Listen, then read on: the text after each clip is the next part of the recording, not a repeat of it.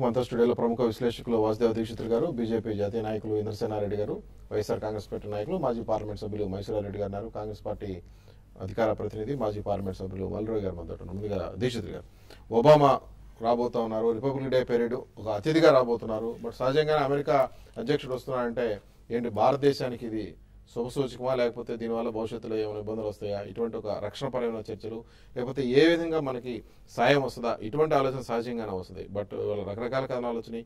రక్షణ రంగాల్లో ఒప్పందాలు ఈ అంశాలు చూసినప్పుడు గతంలో ఒక 2 దశాబ్దాల కింద వరకు కూడా రష్యాతోటి మనం ఎక్కువగా ఆయుధాల ఒప్పందాలు, ఆయుధాల కొనుగోలు జరిగాయి.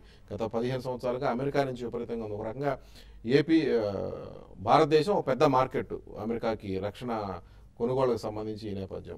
అమెరికా అదే విధంగా చూస్తుందా ఇప్పటికి కూడా భారత్ని, లేకపోతే మోడీ తర్వాత ఏమైనా కొంత డెవలప్మెంట్ ప్రాసెస్లో కానీ ఈ నేపథ్యంలో ఏమైనా కొంత ఇతోదికి సాయం వచ్చే అవకాశం ఏమైనా ఉందా? మోడీ గారు గతంలో అమెరికా వెళ్ళి దానికి తగిన పునాదులు వేసి వచ్చారు. ఇది ఇప్పుడు జరుగుతున్నటువంటిది రిపబ్లిక్ డే పీరియడ్ అనేటువంటిది కారణం అయినప్పటికీ కూడా దాని కొనసాగింపుగానే ఉంటాయి బాంధవ్యం విషయానికి వస్తే. ఇక మార్కెట్ సంబంధాలు, మార్కెట్ ప్రయోజనాలు అనేది రెండు వైపులా చాలా ముఖ్యం.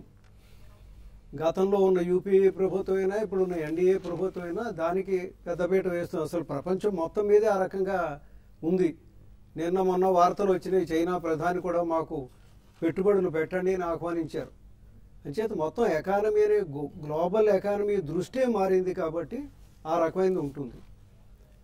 ఇప్పుడు ఒక 100 బిలియన్ క్రోర్స్ డాలర్స్కి బిజినెస్ ఉంది ఇండియా అమెరికాల మధ్య. 5 రెట్లు అంటే $500 బిలియన్ అది పెంచాలన్నది ఒక సంకల్పం. అది ఎన్నాళ్ళకి, 2 ఏళ్లకా 3 ఏళ్లకా అనేటువంటి మనకి తెలియదు. కానీ $500 బిలియన్ అది పెంచాలన్నది మన వాళ్ళ లక్ష్యంగా పెట్టుకున్నారు. వాళ్ళకు కూడా అదే అవసరంగా ఉంది. ఎందుకంటే అమెరికా ఎంత అభివృద్ధి చెందిన దేశమైనప్పటికీ ఇటీవల కాలంలో కొంత దెబ్బతిని ఉంది. ఓ 2-3 నెలలుగా అది మెరుగుపడి మంచి వైపు చూస్తుందని అమెరికా అధ్యక్షుడు గారు కూడా చాలా సంతోషంగా ప్రకటనలు చేస్తున్నారు. కాబట్టి మరింతగా భారతదేశం వల్ల ఈ సంబంధాలు మెరుగుపరుచుకుని ప్రయోజనం పెంచుకోవాలి అనేటువంటిది ఆలోచిస్తారు వాళ్ళు. అది ఒక ఆస్పెక్ట్. ఇక రక్షణకి సంబంధించినటువంటి మన వాళ్ళు కొన్నేవో వాళ్ళతో ఒప్పందాలు చేసుకునేటువంటి అవకాశం ఉంది, చేస్తారు. అది మామూలే. మీరు ఇందాక చెప్పినట్టుగా రష్యాకి నుంచి మనం దూరంగా జరిగి చాలా కాలం అయిపోయింది. రష్యా మీద ఆధారపడ్డాం చాలా కాలం. వాళ్ళు నిజంగానే ఆదుకున్నారు. చాలా మార్పు వచ్చేసింది.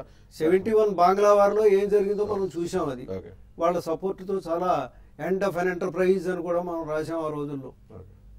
అమెరికా విమానవాహక నౌకను మనం కలకట్టా పోర్టు వరకు పంపించేసి మనని బెదరగొట్టే ప్రయత్నం చేస్తే ఇందిరాగాంధీ గారు వెంటనే ఎస్ఓఎస్ పెడితే వచ్చింది అక్కడికి. వెంటనే అమెరికా తోకముడిచి వెనక్కి వెళ్ళిపోవాల్సినటువంటి పరిస్థితి ఒకటి వచ్చింది. సో అంత సన్నిహితమైనటువంటి బాంధవ్యం రష్యాతో ఉండేది. ఆ రోజులన్నీ వెళ్ళిపోయాయి అనుకోండి. ఇప్పుడున్న ఈక్వేషన్స్ మారుతున్నాయి. అయితే ఒబామాని పూర్తిగా నమ్మాలా నమ్మకూడదా అనేటువంటిది మాత్రం ప్రశ్నార్థకం ఇవాళ భారతీయుల మీద మన ముందు వేలాడుతుంది. అది ఎందుకంటే ఓ పక్కన మన మీద ఏదో ఇంట్రెస్ట్ ఉన్నట్టు చూపిస్తున్నారు, పాకిస్తాన్ని ఏ రకంగానూ కంట్రోల్ చేయట్లేదు, మాటలు మాట్లాడుతున్నారు. కాబట్టి ఆ డౌట్ ఎప్పుడు ఉంటుంది. ఇప్పుడు ఆయన వస్తున్నారంటే మనం ఇప్పుడు పాకిస్తాన్ మాత్రం ఒక హెచ్చరిక చేస్తాం. యుద్ధ సన్నాహం అంతా ఆల్మోస్ట్ మనం ఢిల్లీలో ఇవాళ సరిహద్దుల్లో యుద్ధానికి ఎంత ప్రిపేర్ అవుతున్నామో అదే రకంగా ఢిల్లీలో చేయాల్సిన పరిస్థితి వచ్చింది. పెద్ద అమెరికా అధ్యక్షుడు వస్తున్నారు, అమెరికా భద్రతా చర్యలు. బట్ పాకిస్తాన్ ఒక హెచ్చరిక చేయడం ఈ టైంలో మీరు జాగ్రత్త ఉగ్రవాదులు, ఇదే హెచ్చరికలు ఒబామా ఢిల్లీ వస్తున్నాడు కాబట్టో, లేకపోతే ఇండియా వస్తున్నాడు కాబట్టో ఉగ్రవాదం విషయంలో మీరు చేయొద్దు, ఈ 10 రోజులు ఈ 5-6 రోజులు మీరు జాగ్రత్తగా ఉన్నాడంటే ఆ తర్వాత ఎటువంటి పరిస్థితి అనేది అటువంటి ఒక కంటిన్యూషన్ ఆఫ్ ఉగ్రవాదం మీద అటువంటి పోరాటం చేస్తుందా అమెరికా? ముందు ప్రపంచంలో ఇంతకుముందు అమెరికా, రష్యా 2 బలమైనటువంటి సెంటర్స్ ఉండేది. దాంట్లో అమెరికా ప్రో పాకిస్తాన్ ఉండేది. దాంతో మనం రష్యాతో ఆ రోజు ఉన్నటువంటి, ఆ తర్వాత రష్యా డిజింటిగ్రేట్ కావటం, ఇంకోవైపు చైనా స్ట్రెంగ్తెన్ కావటం, ఇవన్నీ ఉన్నాయి. అయితే మనం ఈరోజు ఎక్కువ ఇంపోర్ట్స్ ఏవైతున్నాయో ఇంపోర్ట్స్ మీద ఎక్కువ ఆధారపడి ఉన్నాం, పర్టికులర్గా డిఫెన్స్కి సంబంధించినటువంటి వీటిలలో. కాబట్టి మనం సెల్ఫ్ సఫిషియెంట్ కావాలి, మన యొక్క ఫారెన్ కరెన్సీ ఎక్కువ భాగం మనకు బయటికి వెళ్తుంది అనేటువంటి ఉద్దేశంతో ఇక్కడ మేక్ ఇన్ ఇండియా అనేటువంటి స్లోగాన్ తోటి ఇక్కడనే చేసేటువంటి దీంతో దానివల్ల ఇక్కడ ఎంప్లాయ్మెంట్ పెరుగుతుంది. తర్వాత తక్కువతో మనం చేసుకోగలుగుతాం. ఎక్స్పోర్ట్ చేసేటువంటి మిగతా చిన్న చిన్న దేశాలకి మనమే ఎక్స్పోర్ట్ చేసేటువంటి స్థాయికి పెరగచ్చు. ఆ రకమైనటువంటి అమెరికా ఏ విధంగా చూస్తుంది సార్ గారు? మేక్ ఇన్ ఇండియా మన కెమెరూన్ కూడా ఇక్కడికి వచ్చినప్పుడు ఆయన కొంత కెర్రీ కూడా ఒక ప్రకటన కొంత డిఫరెంట్ గా చేసినట్టుగా వచ్చింది. మేక్ ఇన్ ఇండియా అనే పిలుపు అమెరికా ఏ విధంగా చూస్తుంది అనుకుంటున్నారు? అంటే అవసరం. వాళ్ళు ఇప్పుడు వాళ్ళు ఇవ్వకపోతే ఇంకోరు ఇవ్వటానికి సిద్ధంగా ఉంటారు, వాళ్ళు రాకపోతే ఇంకోరు రావటానికి సిద్ధంగా ఉంటారు. ఉన్నటువంటి వాళ్ళలో ఎవరిని ఆఫ్ చేసుకోవాలనేటువంటిది మనం చేయాలి. తర్వాత పాకిస్తాన్ తోటి వాళ్ళు ఎంతవరకు చేయాలనో అంతవరకు చేస్తూనే ఉంటారు మనం కానీ అవుట్ రైట్గా అటు పోకుండా మనం ఎంతవరకు ఆపుకోగలుగుతాం అనేటువంటి దాంట్లో మనం ఆ రకంగా ఆ దృష్టితో ముందుకెళ్ళాలి.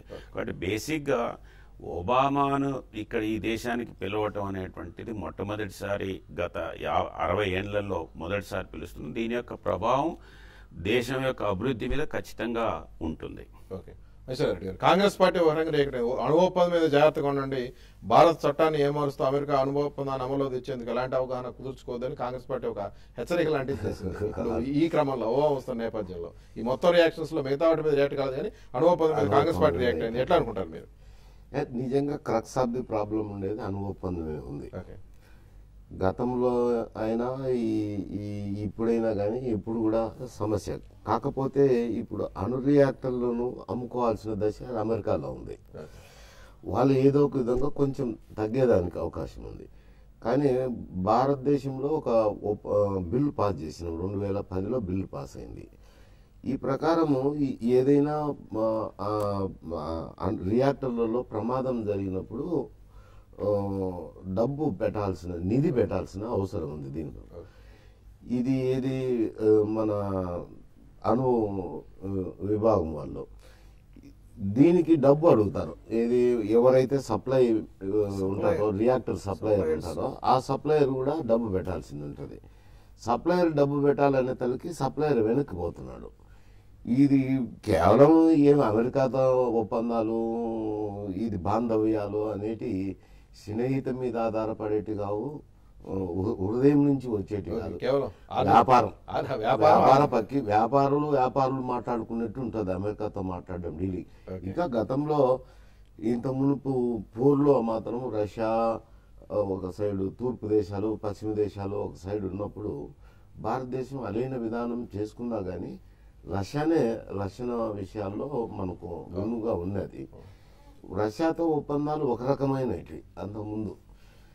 కానీ అమెరికాతో మాత్రం ఎవరు ఒప్పందం చేసుకున్నా మా ఇంటికి వస్తే ఏం తెస్తావు, మీ ఇంటికి వచ్చే ఏమి ఇస్తావు బాపితే ఉంటుంది. కానీ వీరితో సంబంధాలు, అవినాభావ సంబంధాలు, భార్యాభర్తలు, కుటుంబాలు, ఇవేవి ప్రేమ అనుబంధాలు మాత్రం ఏవి ఉండనే ఉండవు. పూర్తి వ్యాపారం. దీనికి ఇప్పుడు ఏదో ఇన్సూరెన్స్ కంపెనీలు అడిగినట్టున్నారు.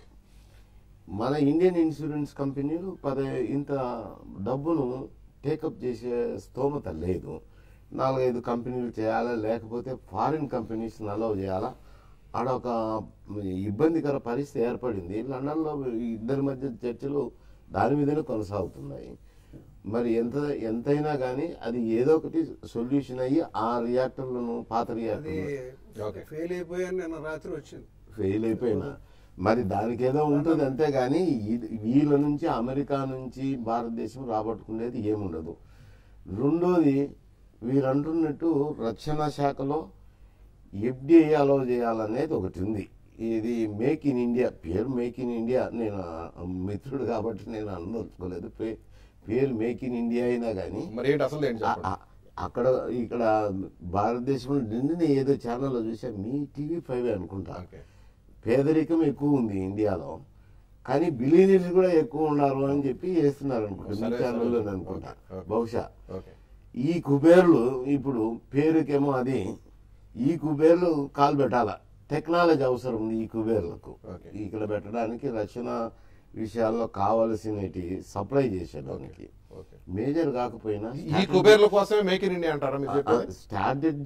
స్ట్రాటజిక్ గా సంబంధించిన విభాగాలు కాకుండా పక్కపక్కన ఎన్ని ఉంటాయి యాంగులరీ, వీటిని సప్లై చేసే దానికోసం గతంలో కూడా ఇండియనైజేషన్ అనేది వచ్చిందిలేండి. రక్షణ విభాగంలో ప్రైవేట్ కంపెనీని ఇండియనైజేషన్ వదిలేదానికి వీళ్ళు రావాలా, వీళ్ళకి టెక్నాలజీ కావాలా. కాబట్టి మేక్ ఇన్ ఇండియా అని వాళ్ళని పిలుస్తారు. వచ్చేదేమో ఈకు పేర్లో వస్తారులేండి, అదానీలో అంబానీలో వీళ్ళు తప్ప ఇంకెవరు రారు దీంట్లోకి. ఈ రక్షణ విభాగంలో కూడా వాళ్ళు చొచ్చుకుపోవాలనేది ఉంది. నేను గవర్నమెంట్ను పాలసీ తపాలు పట్టడం లేదు, కానీ ఇవి జరగబోయేటన్ని ఇవే ఈ దందాగిరే జరుగుతుంది. అంతకంటే మేక్ ఇన్ ఇండియా పట్ల అమెరికా ఎటువంటి వైఖరి తీసుకుంటుంది అనుకుంటున్నారు? ఉత్పత్తులన్నీ కూడా ఇక్కడే చేసి బయట దేశాలకు వెళ్ళేటువంటి ఒక వాతావరణం రావాలనేది. బట్ ఈ అంశంలో ప్రత్యేకించి అణు ఒప్పందం ఒకటి, రక్షణ ఒప్పందాలు ఒకటి, ఈ రెండు కీలకంగా ఉన్నాయి. ఇప్పుడున్నటువంటి ప్రపంచ పరిస్థితులను దృష్టిలో పెట్టుకుంటే ఒబామా గారు వచ్చి మాట్లాడిన విధానం కానీ, మాట్లాడుతున్న విధానం, వచ్చి మాట్లాడే దాని కానీ అత్యంత జాగ్రత్తగా భారతదేశ ప్రజలు, భారత ప్రభుత్వం, మోడీ గారు ప్రవర్తించాల్సిన అవసరం ఉంది. ఎందుకంటే ఈ మేక్ ఇన్ ఇండియా చివరికి ఈస్ట్ ఇండియా కంపెనీ కూడా భారతదేశానికి మేక్ ఇండియాకి వచ్చింది. బిజినెస్ చేసుకోవడానికి వచ్చారు. ఇక్కడికి వచ్చి కలకత్తాలో మొదలుపెట్టి అక్కడ నుంచి అట్లా వచ్చి వారి ద్వారా బ్రిటిష్ వాళ్ళు మనల్ని 200 సంవత్సరాలు పరిపాలించారు. ఆ పరిస్థితులు వేరు. ఇవాళ ఇండైరెక్ట్ గా జరిగే పరిస్థితి ప్రపంచంలో ఇవాళ 2 ధృవాలు లేవు. ఇంతకుముందు 2 సూపర్ పవర్స్ ఉండేవి. ప్రపంచం 2 భాగాలుగా విడిపోయి ఒక భాగానికి అమెరికా, ఒక భాగానికి రష్యా ఉంది. రష్యా అప్పుడు అమెరికా ఇండియాకి సపోర్ట్ గా ఉండేది, ఎందుకంటే వాళ్ళు కమ్యూనిజం, సోషలిజానికి సపోర్ట్ కాబట్టి మన విధానాలు సోషలిజం అని అప్పుడు సపోర్ట్ చేశారు. ఏదైనా అప్పుడు కూడా భారతదేశ ప్రత్యేకతని, సార్వభౌమత్వాన్ని ఎక్కడా దెబ్బతీయకుండా ఆ అగ్రిమెంట్స్ ఉండేవి. ఇప్పుడు కూడా అంతే ఉండాలి. భారతదేశ గుర్తింపు, దాని యొక్క ప్రత్యేకత, భారతదేశ సార్వభౌమత్వం, వీటి మీద దెబ్బతినకూడదు. ఎందుకు చెప్తున్నానంటే ఈ పెద్ద పెద్ద మాటలు మనం పక్క దేశాల్లో ఏమవుతున్నాయి, అక్కడ వాళ్ళు వచ్చి ఇక్కడ ఎఫ్డిఏలు పెట్టి ఇక్కడ మనకు డిఫెన్స్ లో కానీ ఇంకా వేరే రంగాల్లో పెద్ద ఎత్తున పెట్టిన తర్వాత వాళ్ళు మనల్ని డిక్టేట్ చేయబడే కంట్రీ లాగా ఉండకూడదు. మనకి మనం పేదవాళ్ళకు ఉన్నా పర్లేదు, మన స్వతంత్రం, మన డెవలప్మెంట్, మన కార్యక్రమం, మన ప్రజలు, మన కోసం మనం నిర్ణయం చేసుకోవాలి. ఇప్పుడు మోడీ గారు నిర్ణయం తీసుకుంటే మాకు ఇబ్బంది ఉండదు. మోడీ గారు ఈజ్ ఎలక్టెడ్ రిప్రజెంటేటివ్ ఆఫ్ భారతదేశంలో 120 కోట్ల మంది ఎన్నుకుంటే వచ్చినటువంటి వ్యక్తి. ఆయనకి వాళ్ళ పార్టీ ద్వారా అన్ని విషయాలు తీసుకుంటారు. కానీ అమెరికా ఇక్కడికి వచ్చినప్పుడు మైసూరారెడ్డి గారు చెప్పినట్టుగా వారి ప్రాథమిక ఇంట్రెస్ట్ ఏంటంటే వారి యొక్క దేశంలో ఉన్నటువంటి డిఫెన్స్ కానీ ఇంకోవి కానీ ఆ బిజినెస్ కార్యక్రమాలని, భారతదేశ మార్కెట్ బాగుంది. మనం ప్రధానమంత్రి గారు కూడా మేక్ ఇన్ ఇండియా అనేటువంటి స్కీమ్ కి రిస్ట్రిక్షన్ ఎంతవరకు ఉండాలంటే మన ప్రత్యేకత, మన సార్వభౌమత్వం, భవిష్యత్తు కూడా. ఎందుకంటే వాళ్ళు అమెరికా వాళ్ళని మీరు ఆలోచిస్తే వాళ్ళు చెప్పినట్టు వినప్పుడు ఎటువంటి దేశం ఎదురైనా ఏం చేశారో చూసాం. ఇరాన్ లో కానీ, సౌత్ కొరియా కానీ, నార్త్ కొరియా కానీ, లేకపోతే ప్రపంచ దేశాలన్నింటిలో కూడా వాళ్ళ పరిస్థితి. అయితే మామూలుగా మాత్రం ఒబామా పర్యటన మేము వెల్కమ్ చేస్తున్నాం. ఎందుకని ప్రపంచంలో ఉన్నటువంటి ప్రజాస్వామ్య దేశం, పవర్ఫుల్ దేశం, అన్ని మన దేశంలో ఉన్న యువకులంతా అక్కడ పోయి చదువుకోవాలని, లేకపోతే ఉద్యోగాలు కావాలని తిరిగే దేశం, అంతవరకు బాగుంది. మరి దాని ప్రతి పని ఇప్పుడు అణు ఒప్పందం మీద అప్పుడు కాంగ్రెస్ పార్టీ ప్రధానమంత్రి కానీ అప్పుడు కానీ ఎంత వ్యతిరేకత వచ్చినా దాన్ని తీసుకొని వచ్చారు. కానీ దానికి రిస్ట్రిక్షన్ ఎప్పటికప్పుడు దాన్ని మనకు ఉపయోగించేటటువంటి పద్ధతి ప్రకారమే దాన్ని ఉపయోగించాలి. కానీ కొద్దిగా బయటకు వచ్చిన దేశం మళ్ళీ ఇంకో పోరాటం చేయాల్సి వస్తుంది స్వతంత్రం కోసం. కానీ 123 అగ్రిమెంట్ చేసుకునేది యూపీఏ ప్రభుత్వం. నిన్న కాంగ్రెస్ పార్టీ మేము చేసుకున్న ఒప్పందాన్ని అప్పట్లో మీరు వ్యతిరేకించారు. మేము ఏదైతే పార్లమెంట్ లో చట్టం చేశామో ఆ చట్టానికి అనుగుణంగా ఇప్పుడు మీరు ఒప్పందం చేసుకోండి, కొంచెం జాగ్రత్తగా ఉండండి అని చెప్పి కాంగ్రెస్ పార్టీ రియాక్ట్ అయింది. అది కాదు బీజేపీ వ్యతిరేకించడం కాదు, చాలా పార్టీలు వ్యతిరేకించారు 123 లోపాలను. సిపిఎం, సిపిఐ బయటకు వెళ్ళిపోయింది, ప్రభుత్వం పడిపోయే పరిస్థితి వచ్చింది. అయినా కానీ దీన్ని చేయాలని చెప్పాం. మేము చెప్పింది ఏంటంటే అప్పుడు మేము పెట్టినటువంటి కండిషన్స్ తప్పు కదా అంట. తప్పు కాదంటున్నా, నేను చెప్తున్నాను. కాదంటే మీరు చెప్పండి. ఇప్పుడు నేను ఏం చెప్తున్నానంటే యూపీఏ ఏదైతే చట్టం చేసిందో దానికి అనుగుణంగా మీరు ఒప్పందం చేసుకోండి, సార్వభౌమత్వాన్ని చెప్పేసరే. ఇప్పుడు కాంగ్రెస్ చెప్పేసరే. నేను చెప్పేది మేక్ ఇన్ ఇండియా అనేది అది వేరు సమస్య, ఈ 123 అగ్రిమెంట్ అనేది అది వేరు సమస్య. 123 అనేది యూపీఏ చేసింది. అప్పుడు అందరూ వ్యతిరేకించినారు ఈ 1, 2, 3లో ఉండే లోపాలని. ఎందుకంటే ఆ జంకు తెచ్చి మానేతి మీద ఎందుకేసి ఇది చేస్తారు. ఆర్టికల్ 17 and 46 అని రెండు ఉన్నాయండి. మనకు దాని మీద రావాల్సిన గొడవ బెనిఫిట్స్ రావటం లేదు, దాంట్లో ఎక్కువ ఓకే డిపెండెన్సీ వాళ్ళ మీద రావాల్సింది వస్తుంది. ఓకే. అందుకని వ్యతిరేకించినాము. రెండోది ఇప్పుడు వచ్చే తల్లికి మేక్ ఇన్ ఇండియా అనే తల్లికి చిన్న చిన్న పార్ట్స్ అండి. ఇవి చిన్న చిన్న ఏది రక్షణ శాఖకు అవసరమైన హార్డ్వేర్కి అవసరమైన స్ట్రాటజిక్ కాకుండా అనుబంధం దానికి ఇండస్ట్రీస్ కావాలి. దానికి కూడా టెక్నాలజీ అవసరం అవుతుంది కదా. ఆ టెక్నాలజీ మనకు వేర్లు తీసుకొస్తారు, ఇంక వేరే ఏం లేదు. Okay, okay. మొత్తానికి దీంట్లో నుంచి దేశానికి ప్రయోజనకరంగా ఉండాలి ఈ పర్యటన చెప్పారు. భూతద్దములు లేదు, వేసిన సామాగ్రి మంచి ఏమి లేదండి. క్రక్స్ ఏంటంటే ఇందాక మైసూరారెడ్డి గారు చెప్పింది స్పృశించారు. అది మనకి సప్లై చేసేటువంటి అణు సామాగ్రి డిఫెక్టివ్ గా ఉంటే వాళ్ళు కాంపెన్సేట్ చేయడానికి అమెరికన్ సంస్థలు రెడీగా లేవు. ఓకే. ఆర్టికల్ 17 and 46 అని దాంట్లో పెట్టారు 2010 దాంట్లో. దాని ప్రకారం వాళ్ళు ఏదైనా కాంపెన్సేట్ చేయడానికి అంగీకరిస్తేనే మనం ముందుకెళ్ళాలి, కానీ లేకపోతే మనం ఇరుక్కుంటాం. అందులో సందేహం ఏం లేదు. ఎందుకంటే డిఫెక్టివ్ వాళ్ళకి అక్కర్లేని తుప్పు పట్టినవన్నీ మన మొహం మీద వేసి మేము కాంపెన్సేట్ చేయమంటారు. ఆ ప్రమాదం మాత్రం దాంట్లో ఉంది. అది ఎంతవరకు పరిష్కరిస్తారు మోడీ గవర్నమెంట్ అనేది చాలా ఆసక్తికరమైన విషయం.